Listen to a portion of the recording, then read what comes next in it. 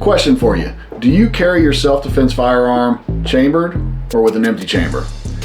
That's the topic I'm going to deal with today in this video, because it never surprises me how often I come across individuals that seems to be a point of contention or debate in the firearms community, at least among firearms owners. Half the group will carry with one in the chamber and half will carry it with an empty chamber. So the reasoning behind pretty much the general consensus, the reasoning behind carrying it with an empty chamber is the individuals see that as a safety mitigation, right? They're concerned about the weapon potentially negligent or accidentally discharging, whether it's in their purse or in their holster or whatever. So their mindset is that they can carry it with an empty chamber, and if they need it, if a self-defense situation arises, they'll quickly chamber the weapon, draw on target, and mitigate the threat. I'm here to tell you that is very flawed logic, and I have yet to meet anyone in the tactics world or self-defense world that would support that theory. So if you ever have an instructor that says as much, I would encourage you to look around, because that is bad advice, and I've never seen anyone in this world recommend that. I understand how individuals get to that. It's simply a lack of confidence in their equipment and their skills and their just general proficiency. So we can fix that. But before we get into talking about how to mitigate that, I want to talk about some of the reasons why you don't want to do that, why it's a problem. It seems good on the surface. Yeah, it takes a split second to chamber a weapon, so why can't I just chamber it if a self-defense situation arises? I would compare that to the logic of saying I'll throw a seatbelt on while I'm getting in an accident. It's not feasible. So let's talk about the time factor first off. It is true that it is very quick, you know, if you're good, and a lot of people have a little bit of a struggle on actually chambering a firearm, but if you spend a little bit of time with it, you can chamber a firearm pistol very fast. That's true. However, it's not just that amount of time that you're adding to your readiness, if you will. If I am holstered, I can literally draw and put on target, and I can start firing rounds right here out of the holster. If someone's right here on me, I can start firing rounds all the way up and all the way through.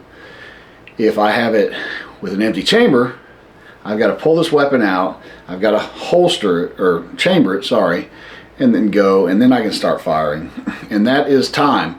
So there's a number of real life scenarios that could be a challenge. The one that blatantly stands out is someone just frontally attacks me.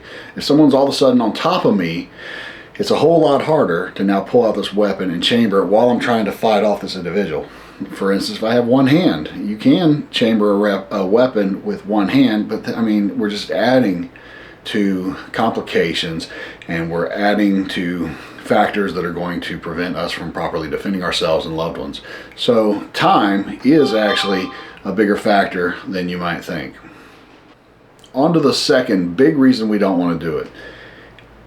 If you've ever been in a high stress, true life-threatening situation, although it doesn't always have to be life-threatening, but especially in a life-threatening situation, you're well aware that the first thing that happens is the fine motor skills start to deteriorate, right?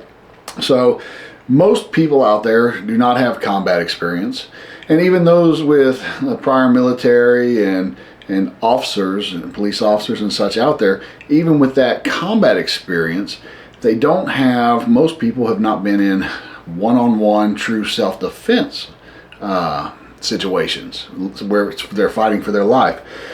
And if they have, it's been very minimal. So for the most part, the stress levels of this are not going to be mitigated, right? We can reduce some of these, you know, the adrenaline dump and the cortisol levels, spiking. We can reduce those by training and inundation into stress inoculation. However, unless you are constantly doing this, which you probably aren't, most people aren't and don't have the time for that, you're going to have a really heavy stress reaction. Not to mention, even though you can reduce it, you can never completely eliminate it. It doesn't matter how seasoned you are, you can never completely eliminate it. So at the end of the day, as soon as you're under this high level of stress, you got this adrenaline dump, you do not want to go and add to any fine motor skill techniques that you have to employ to defend yourself. Not to mention that your mind's also going, into preservation mode. You're in flight, fight, or freeze mode. And so you may very well, especially if you work like this at the range, quick draw and click because it's empty, right? We don't want to do that. And then now you've just wasted even more time. So at the end of the day, you don't want to add any complications or technical difficulties to your ability to defend yourself. You want to implement processes that give you the advantage and still maintain a safe, you want to be safe about this, right? So that's kind of hitting on the primary reason that most people don't carry chambered.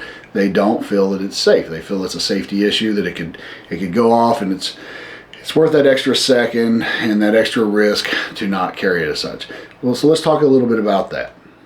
As I said earlier, we're going to talk about ways that we can help get you there, some tips and concepts and ideas that can get you that comfort level that you should have to carry the firearm safely. First off, train with it, right? Unfortunately, a lot of people will buy a firearm and they'll take it home, put it by the bedstand or whatever it might be, and they don't spend enough time with it. And at the end of the day, without proper training, it could end up being more of a hindrance than it is a benefit to you. You can end up shooting someone that shouldn't be shot, all right? So training is critical, and while I highly recommend getting training from professionals such as Modern Warrior Project or any other reputable source out there, simply going to the range, even by yourself, and just putting rounds down range try and take a methodical approach, so you're not just going out there shooting for no reason. Try and work towards a training aspect, even individually. All of this will add to your proficiency and make you a better firearms owner. So that's number one, is training and getting familiarity with your weapon. Beyond the live fire, simply dry firing at home and practicing your holster draw and reholstering, all of these things will also lend to confidence and familiarity and proficiency in the handling of the firearm. So these are simple things that you can do that will get you to where you should be, to where you're actually getting the true benefit of being a concealed carry owner. So that's the first part, is the training. Second, we want to look at the gear. You want a good firearm, right? I want a safe, quality firearm, the best in my budget that fits right, works right for me. But moving past that, I want a good holster. I want a good holster that protects the trigger area, so that it's not going to, if the weapon's holstered, that trigger is essentially protected. So I want a good holster that fits snug, it's comfortable, it'll remain snug during vigorous activity, so I don't have to worry about the weapon bouncing out or something like that. That's another thing. So equipment, gear, and training. If you put these three things in place, you'll be well along the way to the comfort level you should be. The final thing I'll hit on is just your general process. This kind of goes in the training area, but understand and work out mentally, and then put that into physical action, running through the process of various self-defense situations that you might encounter and how you will act and react with that firearm. But that's kind of getting more into the self-defense than it is with the topic here. With that, just consider the various ways that you might live your day-to-day functions with the weapon in the holster or whatever it might be, and test it around, run it around some, throw some just activities in there and see with an empty chamber if you need to, and build that confidence. But at the end of the day, I want to strongly encourage you, if you're going to carry a firearm for self-defense purposes, it absolutely should be chambered. And if you have any questions, feel free to comment below. I'll be happy to address them. And if you like this video, if you found it helpful, or if you know someone that carries without a weapon, without one in the chamber, please share it to them, like and subscribe. And until next time, we'll see you later.